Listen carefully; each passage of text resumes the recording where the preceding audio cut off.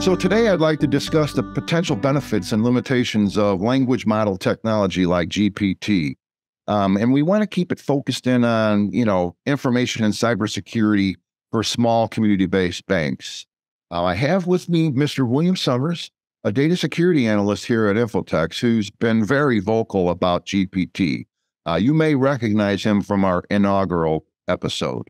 And by the way, before we get too far into this, I just want to say this is our first video cast. And so we're trying to do a parallel podcast and video cast for all of our YouTube channel followers who are, wanting to stay up with the latest and greatest, but not have to switch to a podcast. And so I'm, let us know, in the comments or, let us know when you bump into us or whatever, what you think of the branding of CyberViews. I'm wearing this Italian fedora. But that should be the last time, I hope, at least in this episode, where you driving down the road aren't sitting there wishing you would have seen the video version of this. So imagine a really good looking dude with a fedora on, and that's what you just missed. So back to the podcast. William, tell me about yourself. Well, I'm a data security analyst for Infotex. Super enthusiastic one at that. Yeah. My hobby happens to be cyber, so super excited that I get to work in this space. And I also happen to be an AI enthusiast myself. Kind of just generally interested in anything AI related. Well, great, William, and just so you know, we're really happy to have you on board. He's already helped us with several different, problems and that sort of thing. Working out to be an amazing data security analyst. Probably, we'll need to be promoting William soon. But I guess before we get too far into this, is there anything real new that you'd like to update us on? Keeping in mind that we don't publish these podcasts for a month or so, but might help our audience know exactly when we did record this podcast by way of GPT news. And anything big there? Not particularly. GPT-4 is still being looked into. And while it's starting to become old news at this point, there's no, I would say, giant news, like no one software that's really breaking the folds like GPT or ChatGPT or GPT-4 has. It's kind of the fact that it's a renaissance, really. I found a website recently. I wish I could remember the name. It was a list. It was just a website dedicated to AI tools, and there was thousands of them already. I mean, thousands of tools that people have created using ChatGPT, GPT-4, and other AI models, or their own models as well that they've trained. And it's a quite fascinating just how quickly this technology is rising. Think of to me, it almost feels like that feeling when you think about how humans went from horses to cars to the moon all in that really short period of time. And now we went from the information age to the AI age in less than half that time. Really, Moore's Law comes to mind when I'm thinking about the relationship there. Not necessarily talking about compute power here, but just the rate of advancement of technology and the amount of tools that are kind of flooding the AI space. Now, let me ask, because I've heard it. I've been really busy. I'm going to be giving a talk as a cowboy in a week here again, and so I haven't had a chance. It's on my list, but has Bard been? Is that the Google version of their latest effort to use the language model? Has that been published yet? Is that available to the? I think Bard is currently in some form of beta. I believe everyone can use it, but I don't think it's necessarily offered as a true product. And also, I don't believe Google necessarily intends to offer it as a true product. I believe it's more going to be kind of like how Google's free to use, kind of. It's going to be more something like that, just a service. But I also feel like the context is then that GPT 4.0 has been out for about a month. Where I'm coming from is that the professionals in the field are finally getting their arms around it. And But I'm starting to see regular people, and really kind of two camps arising out of them. There's the camp that are frightened by GPT, which I think is a good thing because I come from the cybersecurity industry that for years and years and years we had to convince people that technology comes with risk, and now thanks to Arnold Schwarzenegger we don't. So, but moving on to the purpose of this podcast.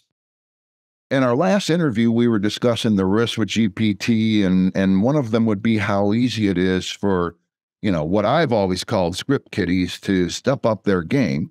And so I wanted to name this podcast GPT by APT. And then right before we started, you and I started having this pretty interesting back and forth on that. So why don't we talk a little bit right off the bat about your problem with the concept of GPT by APT? Yeah, sure.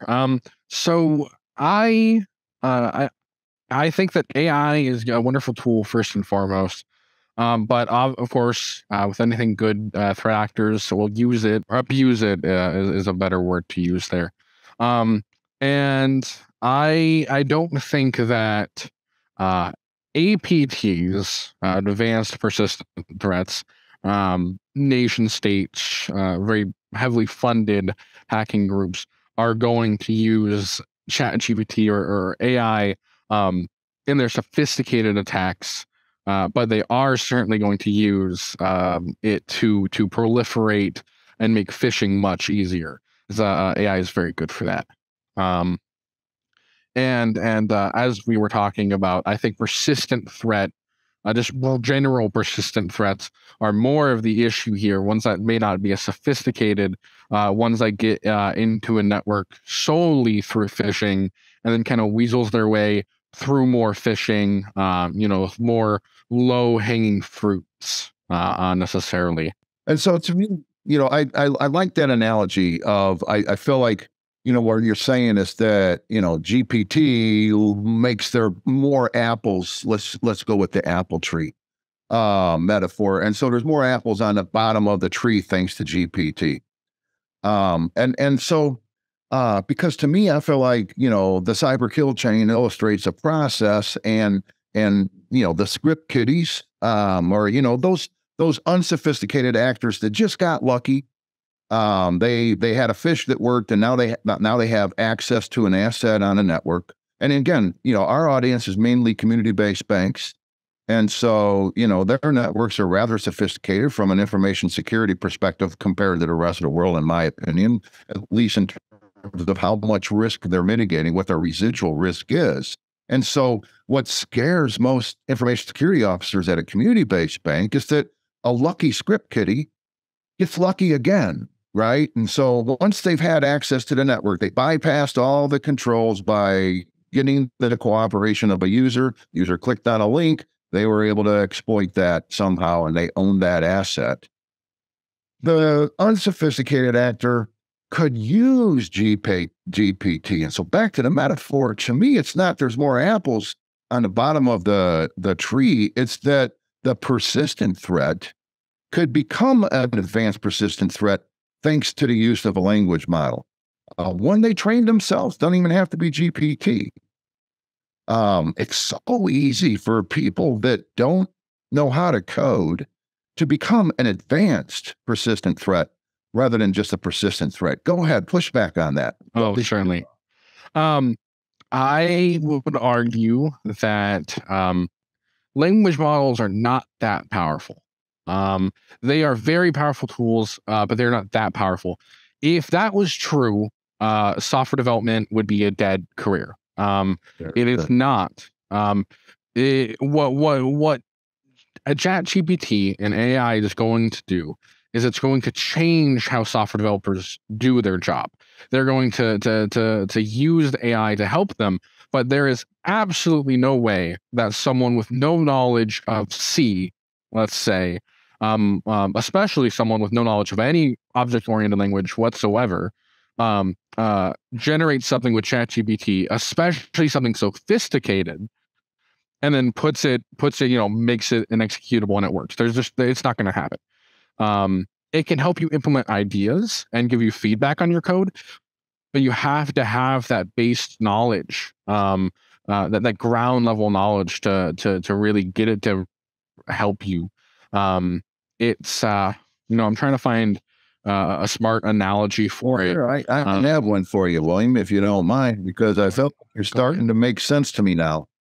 And what I'm thinking about is I talked about the two camps that I'm starting to, have conversations with, and I talked about the camp that's scared to death about it. But then there's the other camp. And an analogy to what you're saying is my daughter. Last podcast we talked about my younger daughter, who's an artist, who's really concerned about the plagiarism, aspects of AI.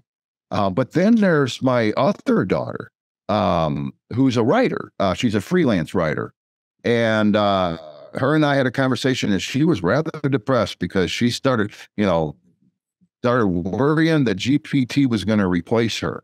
And so I asked her, go out and check it out. And now she's leveraging GPT to be a better writer.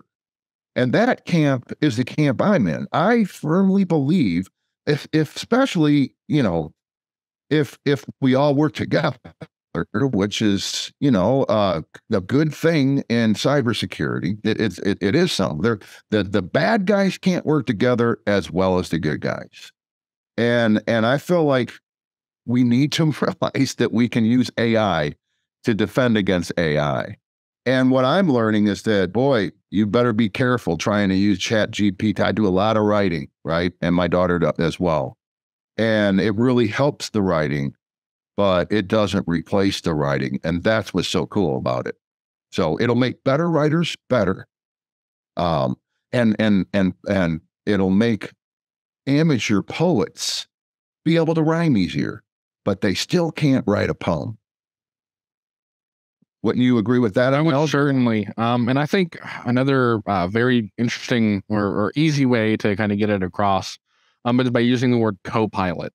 So there's a tool called GitHub Copilot created by GitHub, and it sits in your IDE and it helps you code on the fly in your own, in a development environment. But it's exactly that. It's a Copilot. It's not a software developer. It is a Copilot. It sits in the seat next to you, and it helps you like an actual Copilot. They're not flying the plane, and neither is the pilot nowadays. But the analogy is still there. The Copilot helps with tasks and make the job of the pilot easier. It is not to replace the pilot.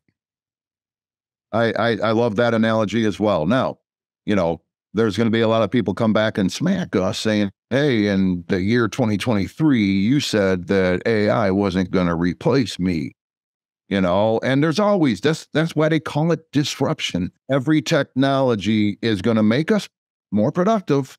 And in that, there will be some less productive, well, I mean, I wouldn't say even less productive work, but some automatable positions will need to transition. And I don't want to be insensitive to that, but we have a lot of time. That's the other thing. I mean, I know this is moving fast. Let's say that the next version of GPT is 100 times better than the existing version. It's still going to take a while for people to trust it, in my opinion. And by then we will have transitioned to be better writers, or what we also wanted to do when we decided to become writers. Because let's face it, most of us writers wanted to do something else too. So actually, I mean, I feel like you've brought me a long way, but I still feel like what we're basically saying, what we've just illustrated, is that what has community-based banks scared, at least, and we can call it PT, APT. I think maybe we can rename this PT2 APT by GPT. But the point being is that script kiddies will become better script kiddies. And so what is the next layer of, or the next level, if we use your original metaphor, what additional fruit are on the bottom of the tree thanks to GPT? Well, I wouldn't. My tree analogy was not that there is more fruit. It is that the already low hanging fruit is lower. It's okay. A good way to think about it is AI is snow. It weighs all the branches down. And so there's no more fruit on the tree, It's just that the phishing mainly, which is the low-hanging fruit currently, is going to become even lower. It's going to become easier to perform and more automatable, and therefore phishing campaigns are going to have more successes. Kind of like how you have click-through rates and view rates on mail campaigns, email campaigns. You're going to have click-through rates on phishing campaigns, just the same as emails. And I would argue that using AI correctly is going to bring those numbers up, just like you would try to strategize how to do so, in meetings and such. AI is going to become another tool to get those click-through rates up, but in a much more malicious sense. So it kind of plays to my thing, though, that, and we had talked about this in the last episode, but the notion of using plagiarism detectors. I mean, I'm feeling there's probably APIs being developed, if not already there, for EDR systems or whatever that are looking, or for email, filtering systems that are looking for the use of AI to generate an email message, so that we can at least label that in our now algorithms to try to decide whether it's spam or not. Am I making sense there? Or am I being really naive about all this? Or is the notion of using AI to detect AI one of the controls that we are probably already putting into place? That's a really good question, because you are 100% in thinking that we're going to need this as a control, AI to detect AI. The funny thing is that even the most popular solutions for detecting AI generated text right now, previously when we had talked about it, I was under the it wasn't fully tested. I was under the impression that it would probably work well first go around. I am now under the impression that they are terrible currently. So some of lots of colleges and schools are currently trying to use AI to detect AI generated essays. Unfortunately, some of the most popular ones fail with the most basic of tests.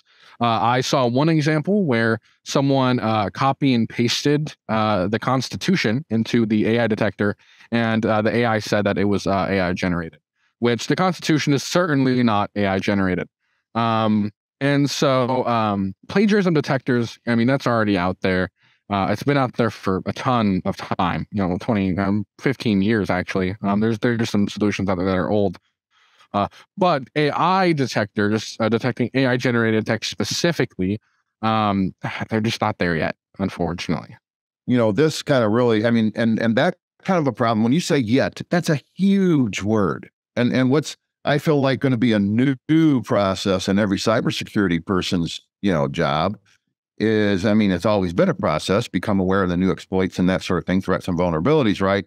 And we start off being able to do that on a monthly basis, right, with Patch Tuesday, and now it's just a daily basis, right?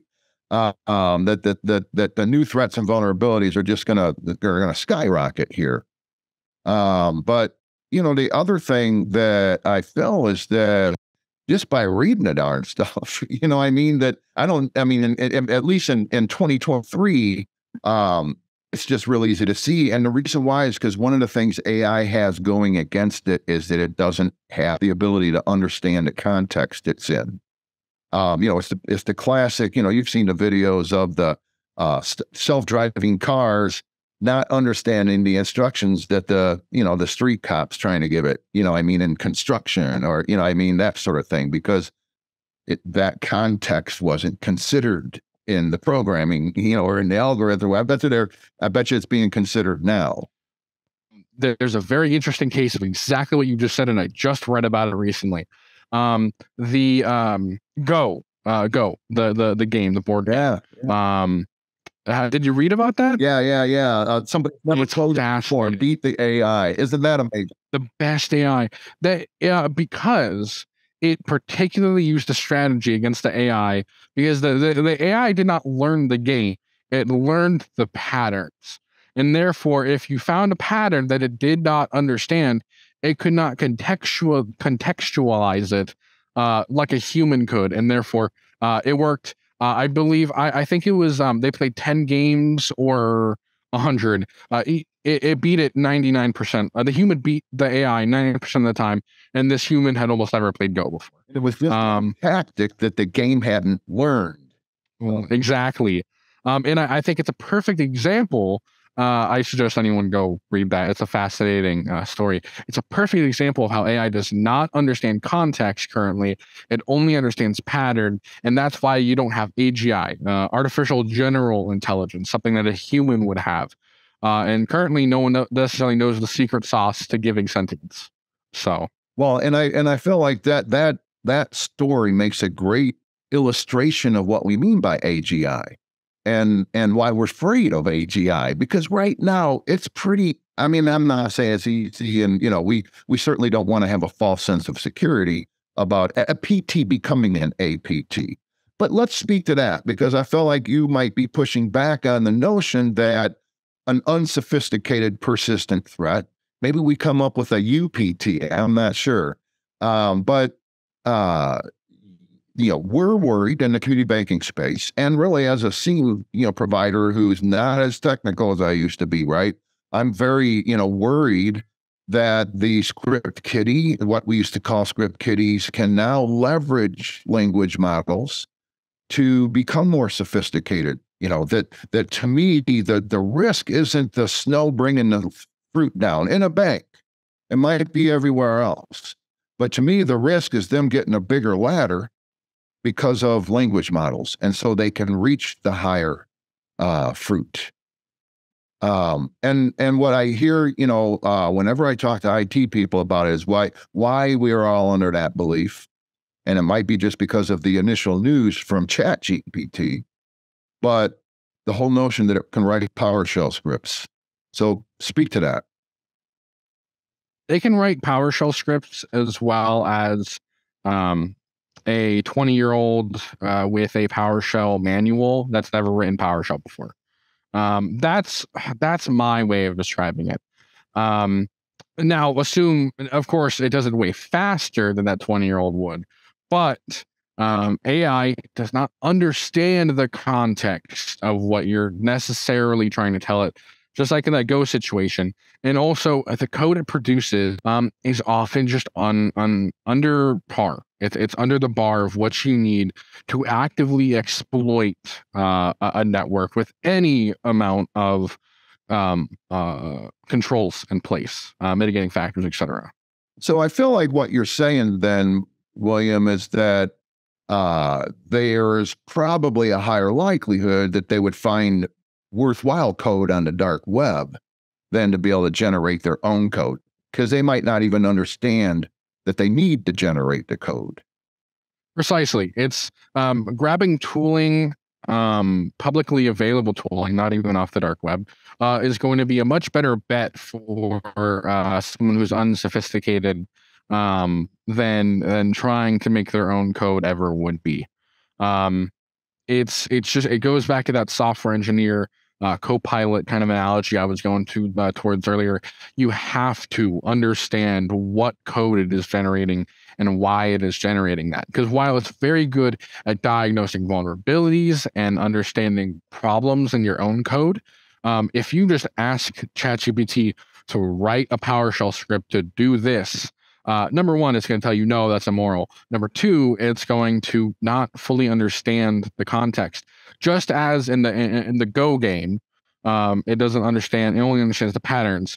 You cannot, maybe in the future, there's some way to do this. Currently, it's not realistic for you to be able to send AI into a environment that you have compromised and say, find something going on here that I can exploit. Because to be able to exploit a vulnerability that you find in an already compromised network through maybe, let's say, phishing, you have to have that base knowledge of networking, of vulnerabilities, of the stack, the heap, of programs, etc., how these things work, to then leverage AI as a tool to help you exploit said vulnerability. I feel like where we're getting is that a better understanding of, so the risk of language models is that an APT can become a better APT, right? Not only in terms of getting on the network, but I mean, let's face it, a coder can still use GPT to be a better coder. And so if it's a sophisticated threat on the network, they're even more sophisticated. So that's one risk. But I'm still back to the risk of, okay, so granted, yeah, the true pure script kiddies that have no clue what they're doing, they might not be able to use ChatGPT, but or GPT in general. But what I've been finding is that you can interact and have a conversation that makes you more aware of and really provide the context to the language model. And again, I'm not saying a language model who's been trained to always follow the law. What if there's a language model on the dark web somewhere in the future because, sophisticated actors have figured out we can sell this to help less sophisticated actors become APTs. What are your thoughts on that? I I don't see it being a market, honestly. Just kind of going from that perspective, um, uh, people who make like Lockbit or any sort of ransomware as a service, they don't want to be able to give people the ability to make that. They want to make it themselves and then sell it as a service. Um, and so while there's certainly going to be AIs without more restrictions, kind of floating around, not even on the dark web, they're certainly going to be floating around on the clear web. Um, but it's I don't see that particular avenue happening. But I have an issue with saying that unsophisticated. Um, I have an issue with saying that it can help unsophisticated people become sophisticated, because if your network, I'm trying to think of how to say this eloquently. Uh, the controls in place, especially like a SIEM or S1, like EDR, that would catch unsophisticated actors on the network because they don't have those kind of uh, uh, understanding of advanced techniques of evading those kind of techniques. And at that point, if you don't have like a SIEM, EDR, et cetera, all those controls in place, it doesn't matter if they have AI. It's not going to help them necessarily because they have as much time on the network as they want. So while it could certainly help them prototype tooling more quickly, maybe let's say they find a certain share open and they can ask ChatGPT how they could potentially exploit that, or whatever AI we're talking about here. That's certainly an avenue that they could go down to learn how to exploit that particular network faster. But if they didn't have any of those mitigating controls and detection capabilities in the first place, that unsophisticated actor would find their way one way or another because there's no detection in there. And then sophisticated actors, once they're already in a network, specifically APTs, persistent, we're talking about persistence here, they're going to understand how to evade these kind of detections and controls. And therefore, AI is not necessarily going to become as much of a use to them, because the techniques they are using are much more sophisticated than AI is going to be able to help them with at this current point.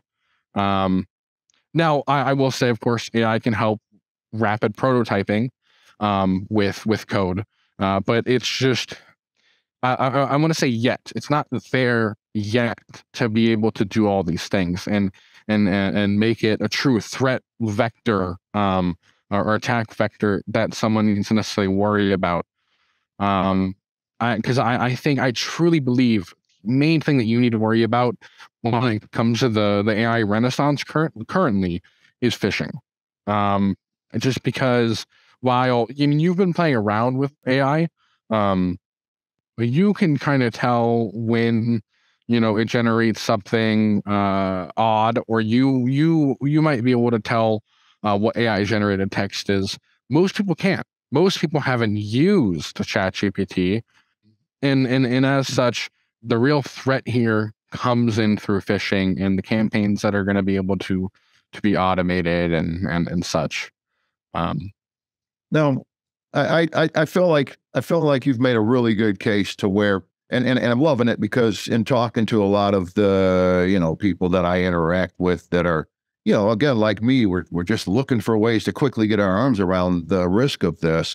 I feel like, we're feeling a little bit better about the fact that we have the controls in place that because we're a community-based bank, we've been required to put in place ever since 2015 when the cybersecurity assessment tool pretended to not require those controls. And by the way, before we go too much further, I feel like I should, make sure that our banking audience understands that the OCC does have a publication. It's about fintech, and that's about the best we've been able to get from the regulators when it comes to any kind of guidance over this.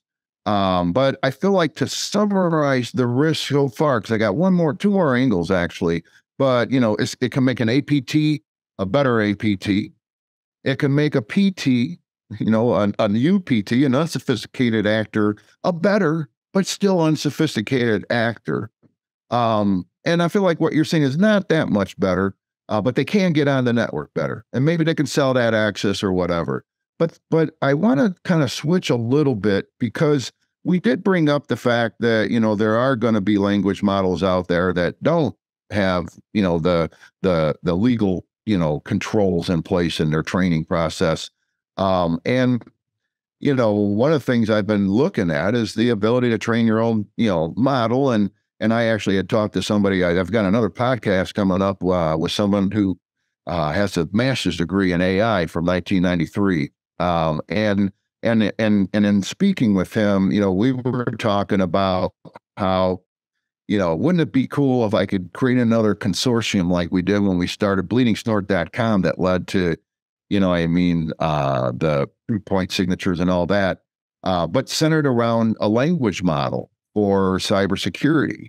And what the immediate reaction was, in that way, all the bad actors would have a really nice language model that they could use, blah, blah, blah. And so do you feel like there's going to be a lot of risk out there with, custom language models? No, not at all. And I have a very strong opinion on this as well. Lots of people will say that giving out tooling in cybersecurity is helping the attackers and helping the threat actors. Kind of like how, whenever a vulnerability is discovered, it is typically disclosed to the public. And while that helps threat actors have a database of vulnerabilities, it's a need to know basis for the public, or not need to know basis. It's a needed to know for the public so that we can defend against it. And therefore, the threat actors are going to make AI themselves. There's going, especially nation states, especially. And that's particularly where I would be worried. Nation states have the funding to make their serious language models. And that's where I'm particularly worried about. And that's why I think we need our own cybersecurity language model and EDR models to start being built immediately, because the threat actors are going to have these tools no matter what. If we make them and they use them, so what? They're going to have them anyway. And there's always an argument to be made that the fact that Nmap is public, that is probably, helped threat actors in some way, where the fact that, any X tool, any X vulnerability being disclosed to the public is helping threat actors. But it's extremely important for the cybersecurity professionals, white hat related people, to understand and have access to this as well, so we can perform penetration tests acting as threat actors, so we can understand how these tools work, so we can defend against them, so we can have the tool itself, AI, defend against other AI. I tell you, William, I think I have a really good analogy, but it's not even an analogy as much as it is let's just look at probably the most famous advanced persistent threat attack, at least if you're a SIEM provider, and that's SolarWinds. The APT, they own SolarWinds. And they're a competitor of ours. but I am very, very, I mean, in a much bigger space. But FireEye, I don't know if you remember, but one of the results of that whole thing, SolarWinds didn't notify their customers like they should have, in my opinion. But FireEye was kind of, one of the victims of the SolarWinds attack, that when they realized that the hackers got their, red team toolkit, they went ahead and published that kit because they realized that, I'm sure they probably realized there was a lot of legal risk if somebody was hacked in because of their unpublished, red teaming kit. But what a good thing to do. They had to give away a lot of IP that they had developed over years and years so that people would know how bad actors might try to attack them.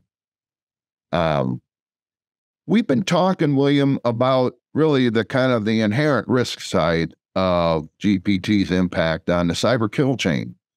In our next episode, and we have seasons now, right? And so we're going to have a couple episodes about GPT. But in our next episode, we will start talking about how GPT can be used on the control side of the equation. What can we be doing to more adequately secure ourselves, thanks to the fact that we now have this language model tools available to us? William, anything you'd like to say by way of kind of, where do you think that conversation will go? It's a large conversation, just like the one we're having currently is. That one's much more in the unknown, where it's going to be a lot more speculative because it's not there yet. So it's going to be fun to speculate, and kind of get down and dirty with what's going to need to be done, to get us to that point. But lots of speculation. I would kind of agree 100%, but I also feel like we're on a speculation side and a threat side too. I've been in this business long enough to know that we don't know how GPT is going to be used against us. I really do appreciate your time here. And I feel like what this really helped us do is I feel like it again, you got to have the right controls in place. You have to have good, solid cybersecurity in place anyway. But I feel like a lot of the lost sleep over GPT, hopefully people were able to get some work done while they were losing all that sleep, but it certainly might have been misplaced. I feel like, yes, the bad actors are going to be better bad actors. But in our next episode, I do have a few ways I'm hearing banks are becoming more safe banks thanks to GPT. So thank you, everybody, for joining us in this podcast. William, thank you very much. Any parting comments? But don't lose sleep over AI. It's not there yet. Okay. I love that. And thank you very, very much. Thank you.